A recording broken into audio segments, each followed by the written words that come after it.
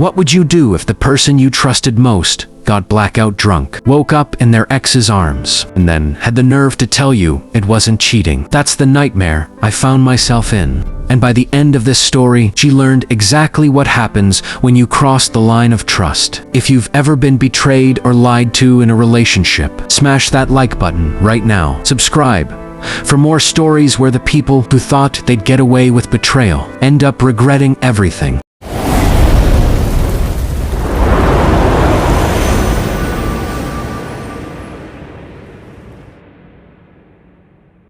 My girlfriend got invited to a party a few towns over. I wasn't invited, but I didn't mind. I trusted her. All I asked for was one simple thing: text me when you get home. That text never came. Instead, the next day, she casually drops the bombshell. She tells me she got blackout drunk. People were talking about how she was dancing on tables. Foul, she was out of control, and she doesn't even remember any of it. I felt my stomach drop. That wasn't like her, or at least not like the version of her I thought I knew. Then, she said the words that made my blood run cold. I woke up on the couch, in my ex's arms. For ex, the same guy she's told me multiple times she still has feelings for. At first, I thought I misheard her. I had to stop her mid-story and ask her to repeat it. And she said it again, as if it were nothing.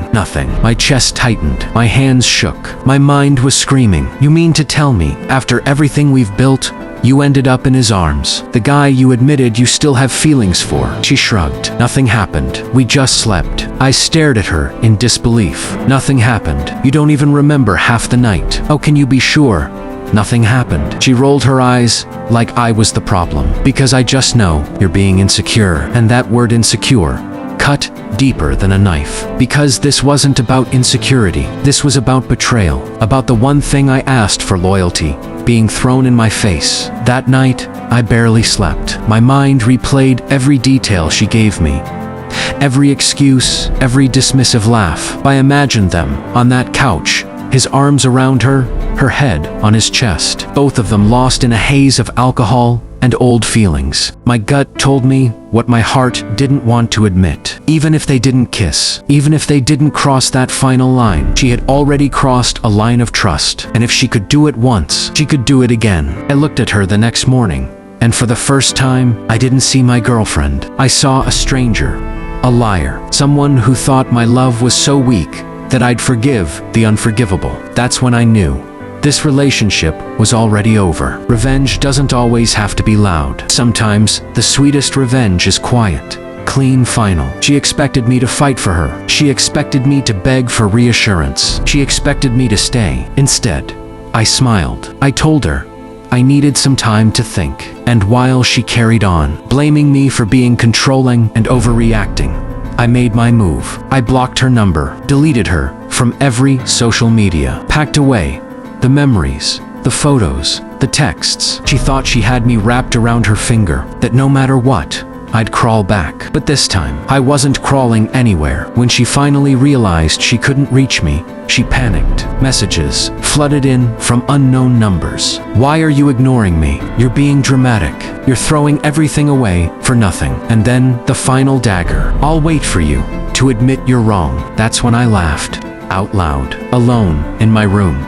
I laughed harder than I had in weeks, because she still didn't get it. She didn't understand that I wasn't insecure, was free from the lies, free from the gaslighting, free from someone who thought betrayal could be brushed off as nothing. The sweetest part of my revenge, it wasn't yelling, it wasn't exposing her, it was silence. She was waiting for me to come crawling back, but instead, she got nothing. No closure, no second chance, no chance to rewrite the narrative. She's stuck telling herself that I'll return someday, while I've already moved on, wiser and done with her games. Her punishment wasn't me exploding in anger. It was me disappearing completely. And deep down, she knows.